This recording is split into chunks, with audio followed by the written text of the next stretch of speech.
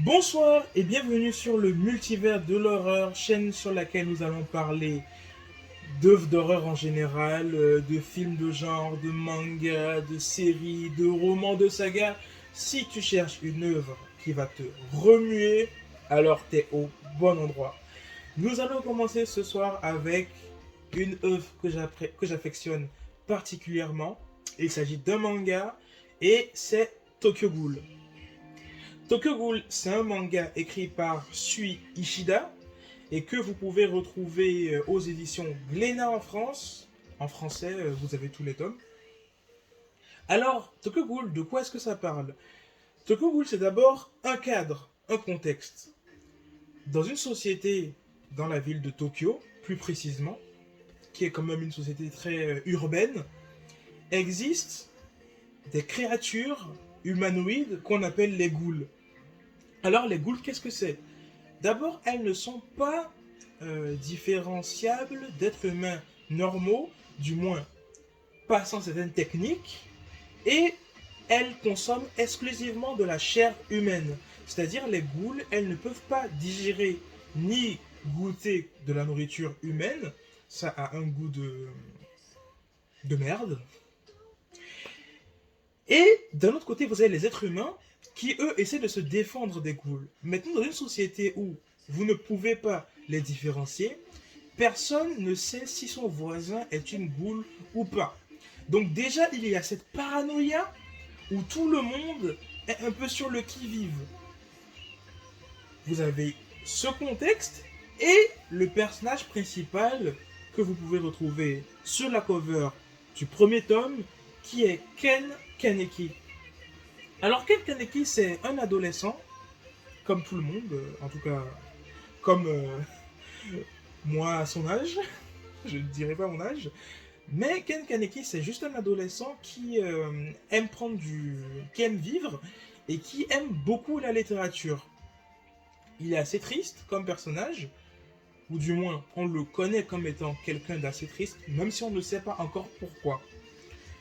Ken Kaneki se définit lui-même en disant au début de l'œuvre: si je devais être le personnage d'une œuvre, je serais sûrement le personnage principal ou le héros d'une œuvre dramatique.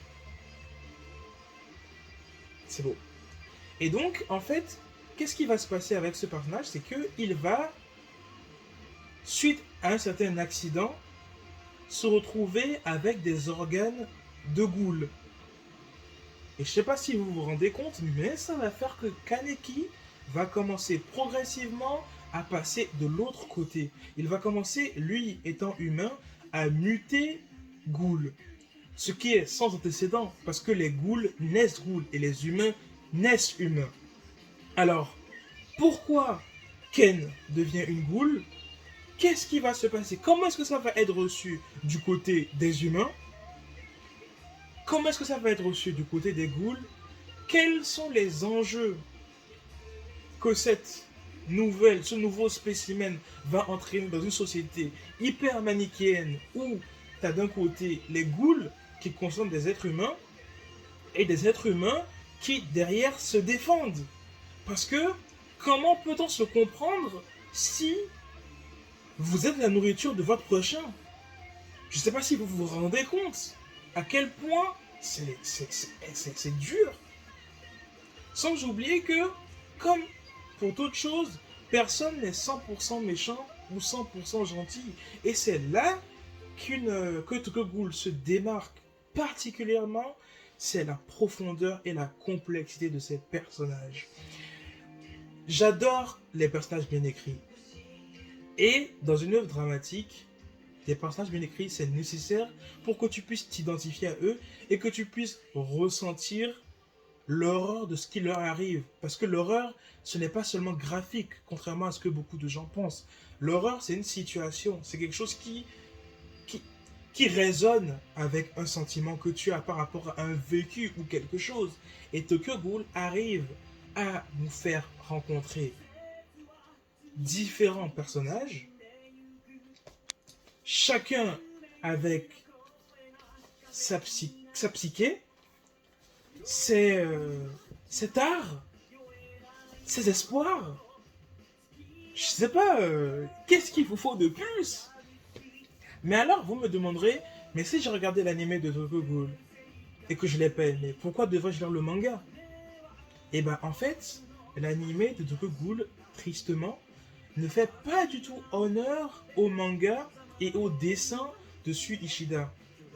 La musique, elle est magnifique, elle est exceptionnelle. D'ailleurs, vous l'avez en arrière-plan de cette vidéo. Mais Tokyo Ghoul, c'est aussi un dessin.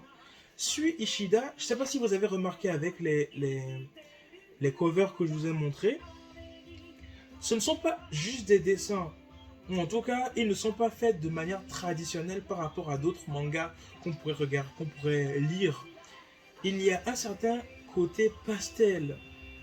Parce qu'il ne dessine pas juste des personnages, il dessine des émotions. Les personnages de Tokyo Ghoul sont des héros tragiques d'une société dans laquelle ils vivent. Parce que tu ne choisis pas de naître ghoul, tu ne choisis pas de naître humain. Tu arrives dans un monde où, par définition, tu es obligé de prendre un camp en fait. Et le personnage principal, du fait de son humanité, mais également de sa nature de ghoul, il va faire poser cette question. Qu'est-ce qui fait de nous des ghouls? Qu'est-ce qui fait de nous des humains? Est-ce qu'une ghoul pire qu'un humain? Est-ce qu'un humain pire qu'une ghoul? Peut-on s'entendre lorsque la nourriture des uns, c'est les autres? C'est... ça me retourne mon petit pensée. Et je parlais du trait de Suishida. Il arrive à vous mettre en scène des personnages dans leur travers. C'est-à-dire deux personnages qui se battent, même si les combats ils sont super bien chorégraphiés, ce n'est pas juste deux personnages qui se battent, c'est deux idéologies qui se confrontent. Ce qui fait que le vainqueur n'est pas forcément celui qui a gagné le combat. Tu peux perdre le combat, mais gagner la guerre. Et Tokyo Ghoul arrive très bien à le représenter avec ses dessins. La perspective, elle est magnifique. Les planches, elles sont superbes. Vous pouvez voir que les personnages, ils ont un côté très...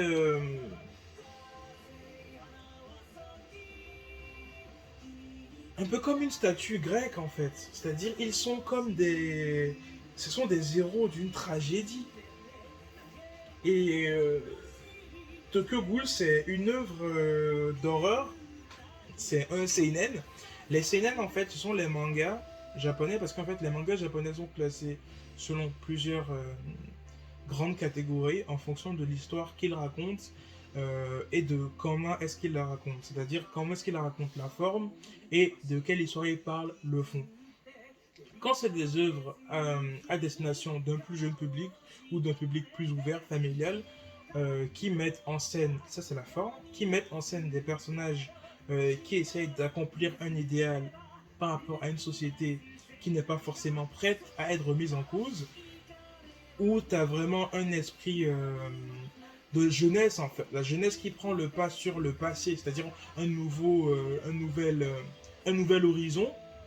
On parlera de shonen, les plus connus par exemple Naruto, de Kishimoto, Naruto qui veut devenir le Hokage dans un village où personne, où il est considéré comme un moins que rien. Luffy dans One Piece par Eiichiro Oda qui veut devenir le roi des pirates et ainsi être libre. Et j'en passe en fait. Je pense que si tu es sur cette page, c'est que tu t'y connais sûrement. Et vous avez les seinen dont fait partie Tokyo Ghoul.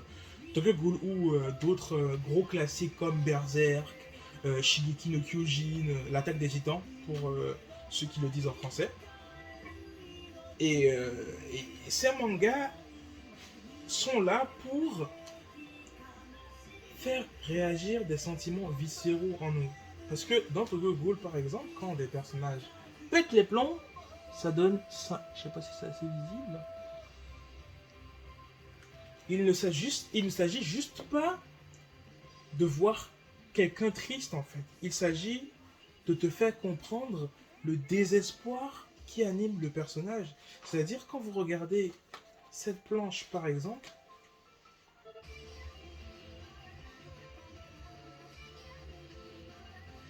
il ne s'agit pas juste d'un manga où euh, que vous pouvez passer en fait. C'est-à-dire le dessin est une part nécessaire du manga et de pourquoi est-ce que je vous conseille de le lire.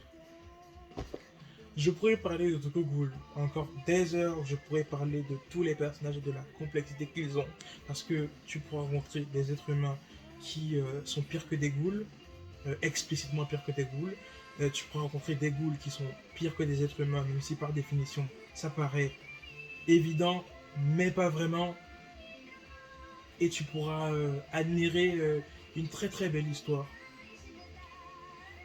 Du coup, c'est tout ce que j'ai à dire pour le moment sur Tokyo Ghoul. Je t'invite à regarder et à me dire ce que tu as pensé de cette vidéo. Si tu as déjà lu Tokyo Ghoul, n'hésite pas à ajouter en commentaire des choses que j'aurais oubliées et j'essaierai de répondre à tout le monde. Je dis tout le monde comme si il y avait déjà des foules en délire. Bref, merci d'avoir regardé cette vidéo jusqu'au bout, si tu l'as regardé jusqu'au bout. Prends soin de toi et à la prochaine.